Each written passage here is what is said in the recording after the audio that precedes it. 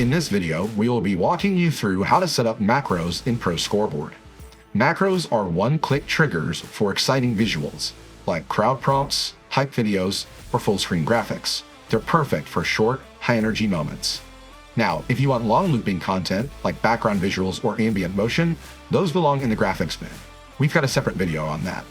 But before you create any macros, there's one thing you'll need to set up first: zones. Zones are the screen areas where your content appears, and macros can't play unless they have a zone to play into. If you haven't set those up yet, press pause and check out the Zones and Ads video first. We'll be right here when you get back. Okay, let's create our first macro. Step 1, click the pencil icon in the top left of your Scoreboard controller. Then, from the sidebar, click Macros. Click the plus button in the bottom left to make a new macro. Now it's time to add content. Drag a media file, like a graphic or a video, from your desktop directly onto the macro box. Want to build a slideshow? Just drag in a whole folder of images. Need a live video feed?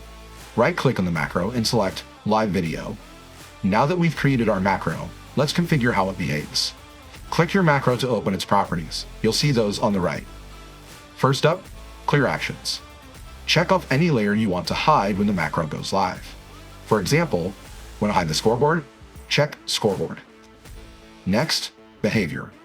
Here's where you choose the zone the macro will play into and how long it stays on screen.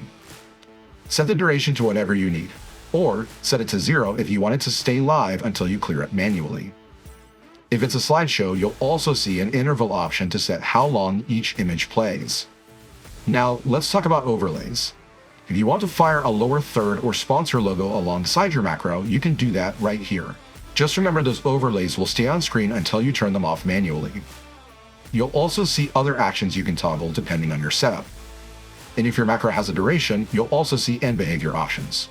This lets you decide which layers come back after your macro clears. Once your macros are ready, close the editor by clicking the pencil icon again. Now you'll see your macros listed below your Scoreboard controller. Click on a macro to fire it. It will play instantly in the zone you assigned. And heads up, only one macro can be live at a time.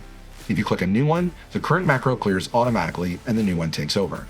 And that's it. Now you know how to create a macro, add videos, images, or even slideshows, set clear actions, triggers, and end behavior, and go live with a single click.